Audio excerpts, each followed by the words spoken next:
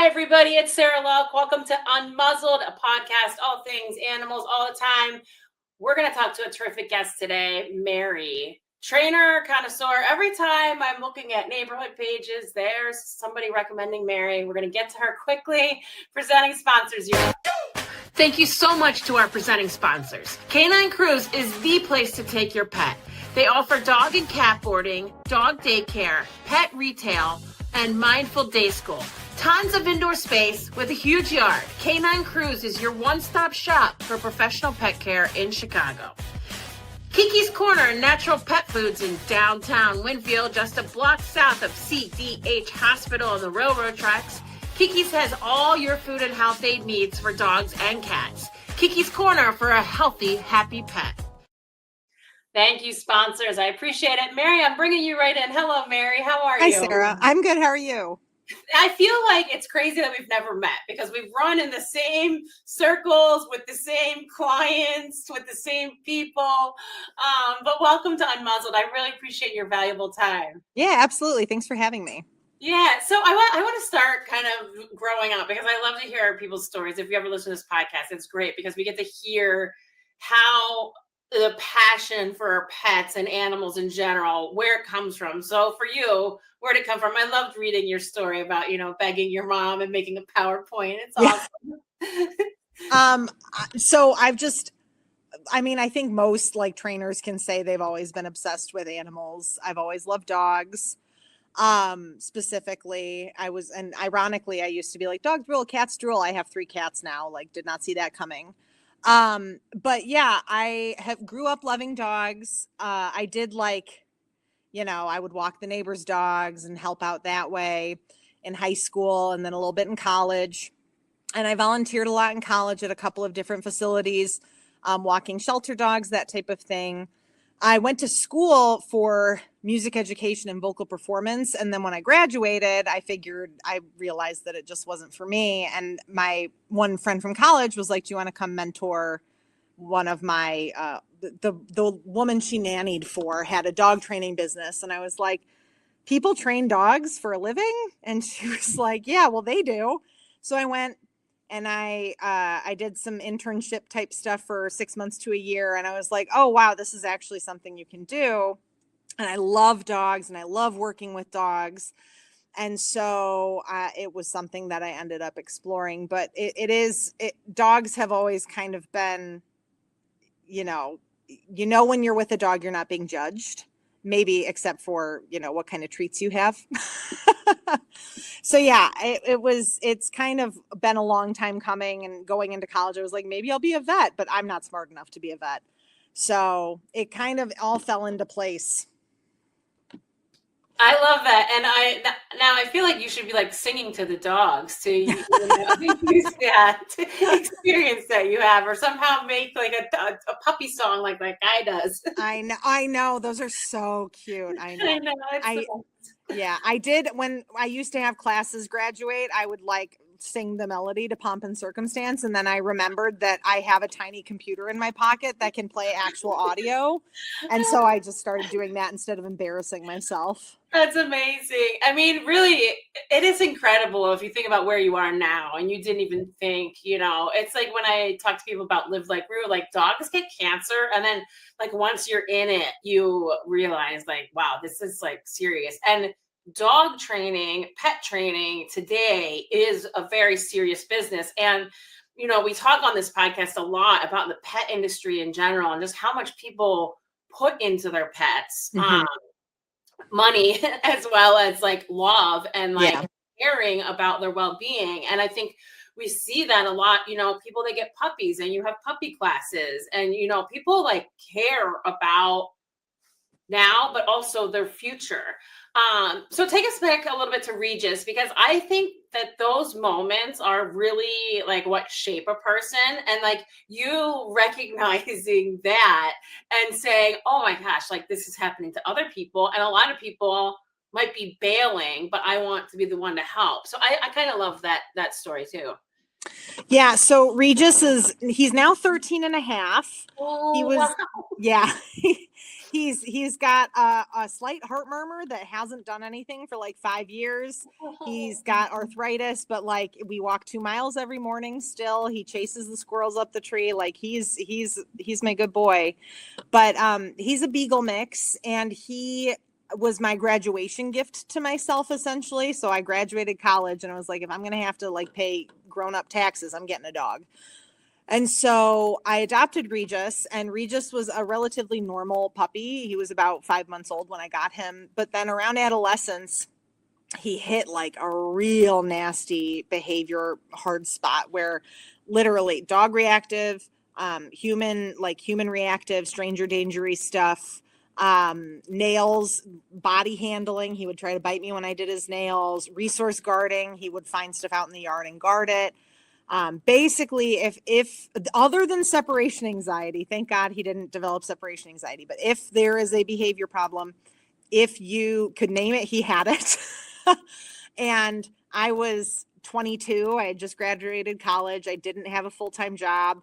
And I was like, oh, maybe I should hire a trainer. And the truth is I couldn't have afforded a trainer at that time. Now, honestly, there are a lot of really cool lower cost online programs that are led by positive reinforcement trainers that I can refer people to if they can't afford one-on-one help. So I wish I had known about that at the time, because Regis ended up being my guinea pig. But for me, the thing with Regis was I would look at trainers' websites and they would use methods that I was like, I can't do that to my dog. And I just knew that I couldn't use like an electric collar on him. I wasn't going to use collar corrections on him because he was, he is my family. So for him, I kind of taught, again, he was my guinea pig. I taught myself how to use positive reinforcement using, online, a lot of books by Patricia McConnell, a lot of books by Pat Miller and Jean Donaldson. And I piecemealed together what I could do with him. And now he's 13 and a half. We go for walks. He sees dogs. He doesn't react. We have people in the house. He doesn't have an issue with that. I can do his nails. He lays on his side and stares at a pile of treats, and I can clip and Dremel all of his nails. He doesn't resource guard anymore. Like he's really a testament to the power of positive reinforcement dog training and how far choosing kindness can get you. But yeah, he was kind of my trial by fire. Like it was like, you're going to learn how to handle and manage this dog, whether you want to or not. Walking home with him after him flipping out at other dogs, just sobbing. Like the neighbors were probably like, what's wrong with her? Yeah. So that's a great transition into Fear Free, because I'm also Fear Free certified. And it's hard. I mean, it's hard to get there, number one, but it's also hard to convince people. And I think by showing them is really the easiest and best way. Yeah. But the training, and I'll let you describe it, because you probably deal with it even more than me, but it is really positive reinforcement is what we're going for. And it's no shock, no prong, none of that. So can you just go over it for everybody, Mary, what exactly it is? Yeah. So positive reinforcement training, there's a lot. So the big thing that everybody needs to know about dog training is that it is an entirely unregulated business. Like there is no consumer protection. There is nothing out there. You may view your dog as a family member and as like a member of society. Unfortunately, the law views your dog as property. And so there aren't a whole lot of protections against trainers who are unscrupulous, who are, who mistreat dogs and are sometimes downright abusive to them.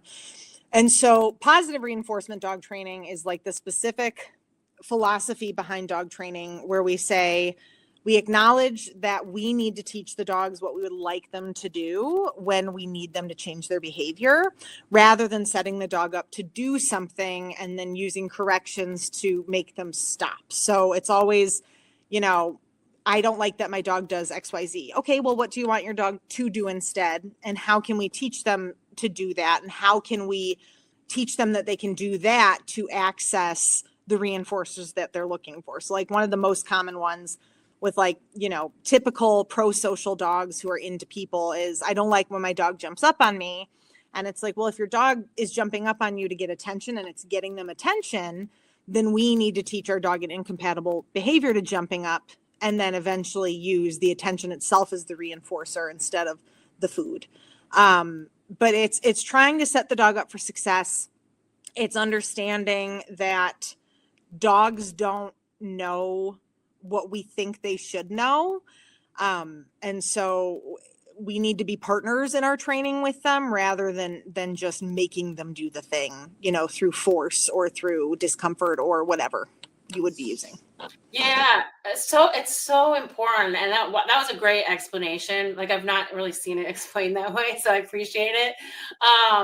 But it is, even the prong thing, and when I convert my clients to harness, or martingale collar, like if they're totally against a harness, and they see that I can walk, and I'm not like the strongest person. If I can walk this dog and not have them pooing and not have them going crazy at other dogs, the proof is in the pudding, and I love that part of it is that they can see a difference. For you, and again, like, you're so invaluable. Especially in this area, it's really hard to find good positive reinforcement trainers in this area. So tell me like kind of how your day-to-day is, because you obviously have the facility with classes. You also have private one-on-one sessions. Are you totally booked up all the time? Is there a wait list? Do you have room for people? How does it all work? It's pretty seasonal. Like really everything is kind of seasonal. I do find that it's also hard to predict because since COVID, everything has been weird. Like a lot of people never went back to office. A lot of people work from home full time. So it's kind of one of those things where, when you're online, like reading business advice, they're like, well, take stock of when the normal slow times are. And I'm like, I don't know what a normal slow time is because 2020 to 2025 has just been off the rails. Yeah. But it is like there are times when we are super, super full. Right now, we're not super, super full. We're full enough. And there are times when it's kind of crickets, and that tends to be around the holidays. Honestly, right now, I keep waiting for the slowdown and it hasn't come, which I'm so grateful for. And then usually around like April, May, I think people are overwhelmed by, graduation parties and like end of the school year and that type of thing. So yeah, and I offer, I work Monday through Friday. I used to do pet sitting and dog walking. I used to work for a company and I worked 7 days a week for a very long time. And I swore to myself that I would get weekends back. So I work Monday through Friday. I do private lessons mostly during the day. I have some later afternoon slots on Fridays.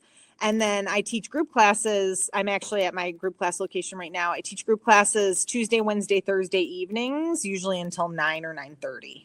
Oh, wow. Yeah. So you're busy. Yeah. And I mean, it's one of those things where with group classes, they're so busy and so nonstop that I don't realize how tired I am until I sit down at the end of the night. So it works out. Yeah. The other thing that I love that you do is the enrichment adventures, which I think is so important. Can you explain what that is? Yeah. So that's my husband, Phil. Happy Hound University is technically co-owned by myself and Phil. Phil used to work for a payroll company and then he came to work for us. But before he worked at the payroll company, he was a veterinary technician at an animal hospital in Barrington.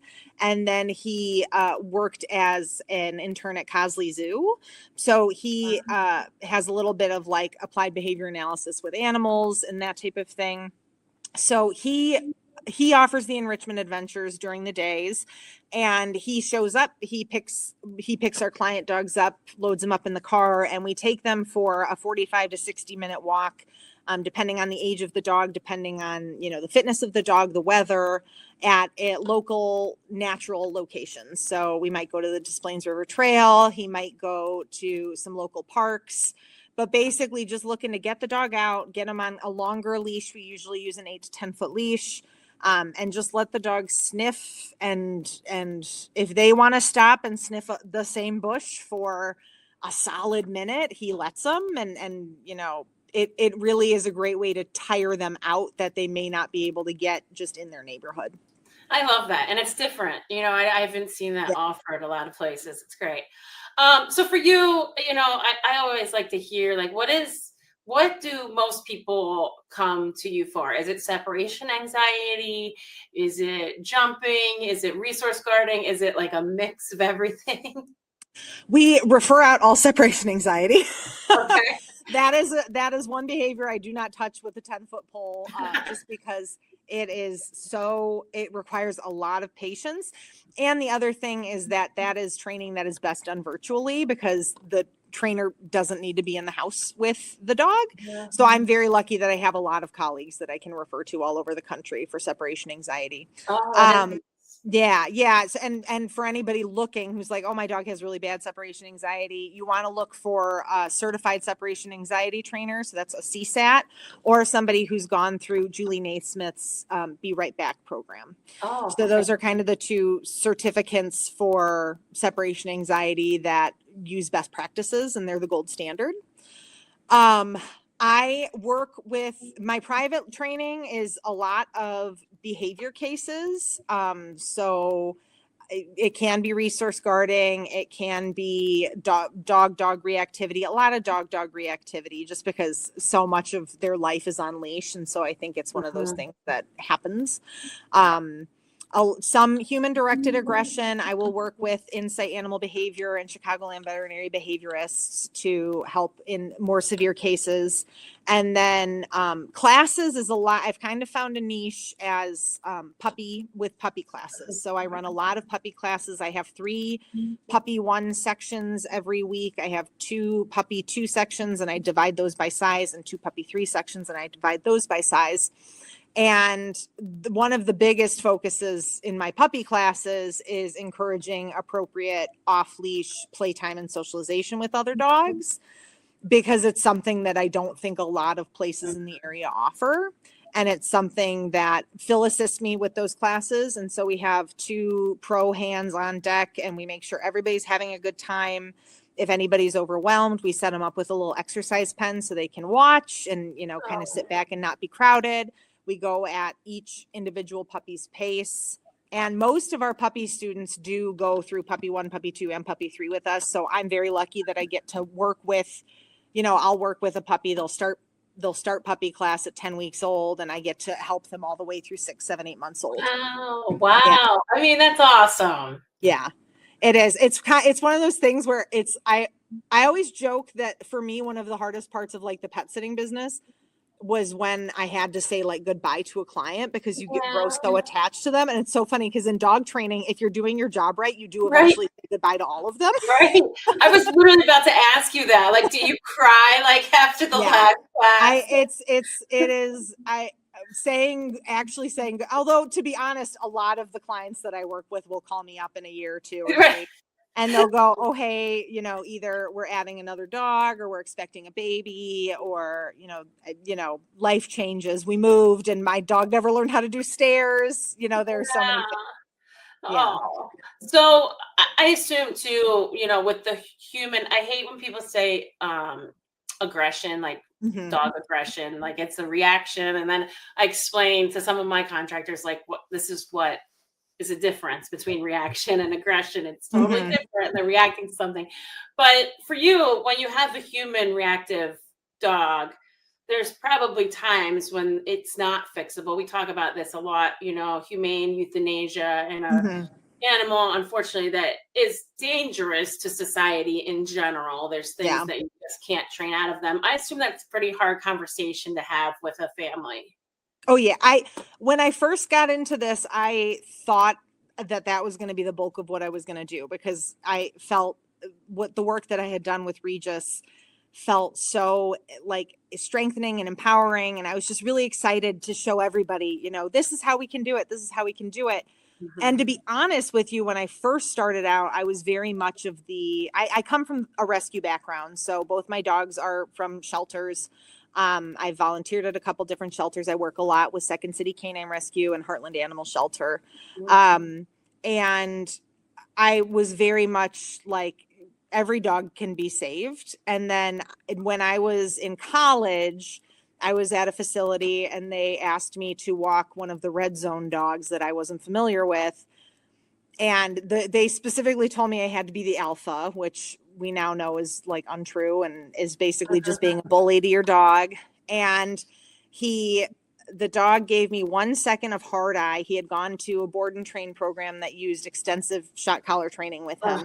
He gave me 1 second of hard eye, and he grabbed my leg and my arm multiple times and would not let go of me. Maybe should have put in a trigger warning for anybody who is. Yeah, we will. I'll make sorry sure about that. Okay, thank you. Yeah. And luckily it was February, so I was wearing 3 coats and 2 pairs of pants. So there was some minor bruising, but he had to be choked to get him to let go of my arm. And that I experienced that, and I went, how can we ever expect the public to take on a dog like that? I mean, I had to stop volunteering for a couple of years because I was so sick. And I think if it happened to me now, luckily I'm a little better at reading dogs, and I'm sure this dog was sending me like, don't touch me vibes. But if it happened to me now, it's like, I don't know if I would be brave enough. There's a certain amount of bravery that comes with being young. Yeah, it's so true. Yeah. It's like, I don't know if I could make myself go back if that happened to me again right now. Yeah. But, yeah, so it's one of those things where when you're working with a dog and the dog is either not able to be managed safely. So like, and this, even if it isn't human directed, the dog's not reacting towards people, but like, let's say it's dog in a household with young kids. And we're like, okay, we need to keep these dogs separate. And it's like, all right, we have a 5-year-old, a 7-year-old, and a 9-year-old that come in and out. Gates are going to be left open. And if a gate is left open and the kid is in the middle of it, that's not safe. So it's, can we manage this issue safely? Is it reasonable for the environment to be set up for that? And is the dog's quality of life good? If you have a dog that is so explosively reactive, anytime he goes outside, but he's owned by somebody who doesn't have a yard and, needs to go down 6 flights of stairs just to get the dog out to go to the bathroom. And, maybe the dog redirects onto the handler. There are some situations where it's just like, it's not safe for the person. It's not safe for the dog. It's not fun for the dog. Dogs who are reacting that way are not enjoying themselves. They are struggling. So going back, I thought when I first started this, that was going to be the bulk of what I did. I was like, I'm going to be a CDBC, which is a certified behavior consultant.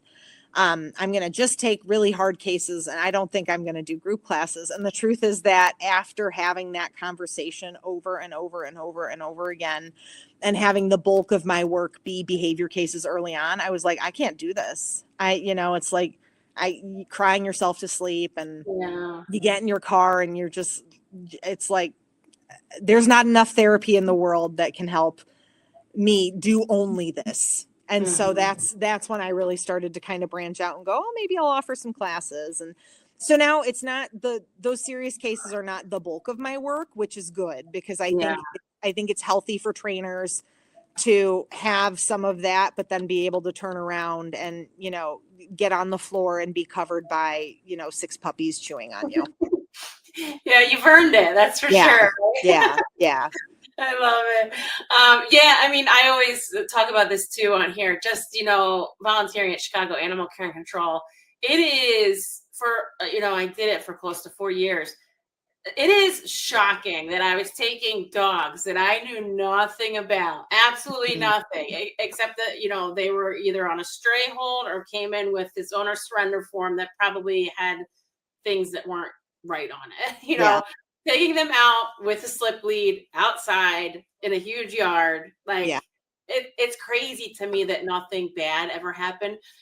Did it happen to other people? Yes. Was it awful? Yes. And, everybody feels really bad for that dog because that happened, but that dog didn't go to the public where somebody had a kid, so it's almost a blessing in disguise. And it is funny because you're so right. You're so ballsy when you're young that you don't think about things until something like that happens. And then it takes over your brain then every time you're with a dog. So taking that break, I think, was important, for you, for sure, because Now, I won't accept clients where I feel uneasy with the dog with the owner there, because it's just too dangerous for me walking into a house by myself without them there, and they're going to be like, who's this chick, but it is hard to tell an owner no. I will say that, because I try to help everybody that I can. I know you feel the same, but to decline somebody, and it's more for, their dog's safety than mine. I don't want anything to happen. And obviously nothing can happen to you or I, because we need our limbs, and we need to even Yes. Mary, you were an excellent guest. I appreciate your knowledge. You're amazing. So if anybody's in the northwest suburbs, here's the website, and she's all over the internet. Every time somebody asks for a trainer, I'm constantly tagging her and messaging her. Now she has my phone number and I have hers, so she's screwed. She's really screwed now. But thank you, Mary. I really appreciate your time. Awesome. Thank you so much for having me. Yeah, Mary, everybody. Happy Hound University. I mean, is there a better name for a dog trainer? No. Supporting sponsors, you're up. Thank you to our supporting sponsors. On the corner of Montrose and Troy in Chicago's Irving Park neighborhood, you'll find a hidden gem known as Templestowe Pub. They have a great selection of local draft beers, and the Malort is always flowing. Oh no. Join us for a charity bingo event or a tap takeover with a local brewery. Don't want to leave your dog at home? All good, bring them along. Whether you're throwing darts or playing a banger on the jukebox, you're guaranteed to have an awesome time. So head on over to 3135 West Montrose and look for the old style sign. The Canine PT is Chicago's highest rated dog physical therapy clinic, and they're dedicated to enhancing the lives of your four-legged companions as they age or when recovering from an injury. Give the gift of pain relief to your furry friends. They also offer a discount for rescue dogs. For more information, visit thecaninepT.com. Thank you, sponsors. Thank you, Mary. Thank you, everyone, for listening and watching. I'll see you next time.